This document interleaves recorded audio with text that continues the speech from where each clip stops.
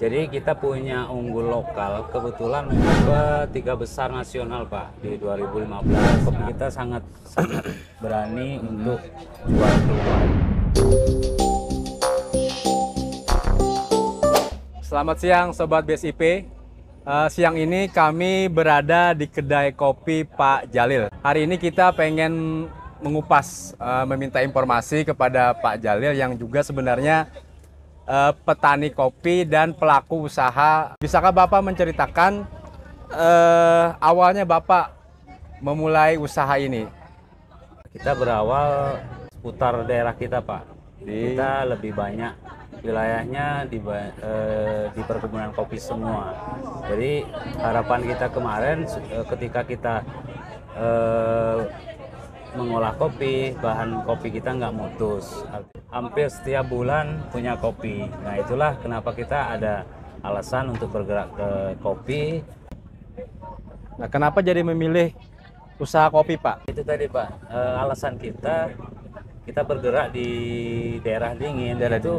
Setiap bulan kita ada kopi terus Pak. Oh, jadi ada produksi kopi terus. Bahan baku kita nggak mutus. Nggak mutus, ada terus ya? Ada terus. Oke, baik Pak. Bisa diinformasikan Pak, produk yang Bapak hasilkan ini apa? Kopi jenis apa? Ada Robusta, ada Arabica. Ada Arabica ya. Iya. Kira-kira berapa omset penjualan Pak dalam satu bulan? Ya lumayan lah. Lumayan lah ya. Oke. Nggak bisa nggak bisa dikalkulasi umpamanya berapa gitu ya. Nah, Bukit Kopi ini kan sudah lama ya berproduksi. Nah, kira-kira apa aja Pak yang menjadi faktor keberhasilan yang sekarang mungkin sudah Bapak rasakan, dan kemudian apa prestasi ataupun reward yang Bapak bisa raih selama mengusahakan kopi bersama kelompok ya? Iya Pak, kita balik ke belakang dulu. Jadi kita punya unggul lokal, kebetulan memang ada varietas namanya Sintaro 1, 2, 3, dan Seasen. Itu letaknya di daerah kita Pak. Nah, di mana di antara keempat itu siap dipasarkan ke luar negeri. Bahkan kita siap jualan dengan dasar punya kopi unggul. Kopi lokal unggul. Nah, itu punya Bengkulu ya, yang sudah dilepas. Ya, sudah dilepas. 2014. Oke. Dan alhamdulillah kopi yang kita punya, khususnya di komunitas Kebawetan, kita pernah dapat 3 besar nasional Pak di 2015. Nah, 2017 kita dapat lagi, dan kemarin di Lampung juga proses honey-nya dapat nomor 1. Jadi memang kopi kita sangat berani untuk jual keluar.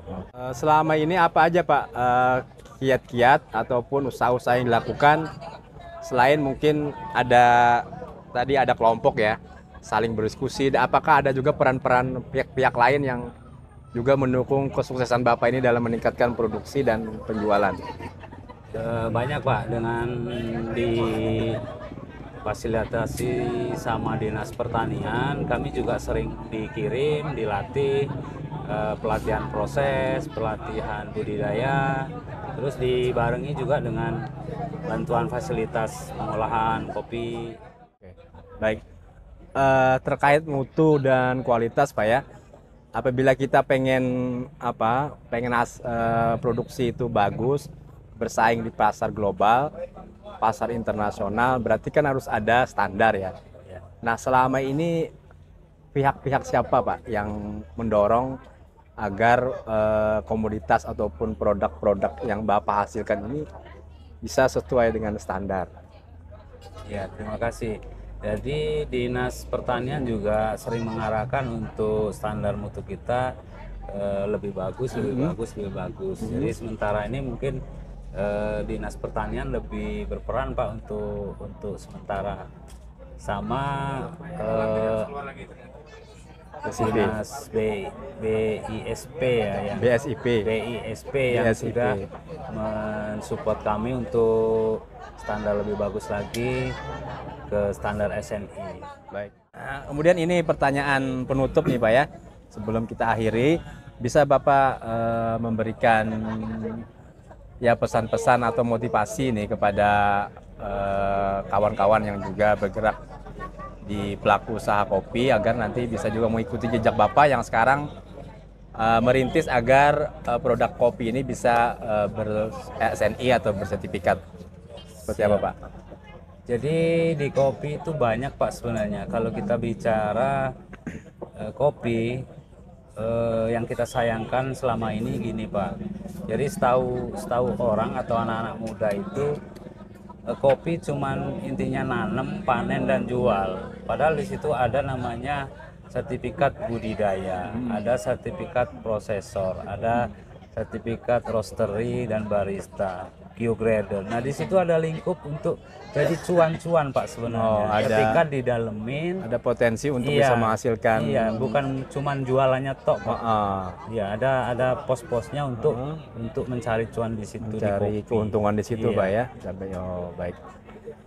Jadi menarik sekali apa yang kita bicarakan dengan Pak Jalil, pemilik UKM Bukit Kopi ya.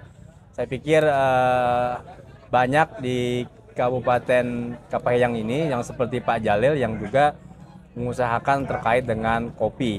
Nah, kita berharap dengan kehadiran BSIP Provinsi Bengkulu di khususnya di Kabawetan, di Kapahyang, agar produk ini bisa memiliki nilai tambah dan daya saing. Karena kalau kita ingin memiliki kualitas dan mutu hasil, kita berharap agar standarisasi terkait dengan produk-produk yang dihasilkan itu sesuai dengan diinginkan oleh pasar Pak ya, terutama pasar lokal maupun global dan internasional. Kira-kira itu perbincangan kami bersama Pak Jalil, pemilik UKM Bukit Kopi. Semoga ini bermanfaat dan memberikan perspektif lain terhadap bagaimana mengusahakan kopi yang baik dan benar. Kira-kira itu. Selamat siang. Wassalamualaikum warahmatullahi wabarakatuh.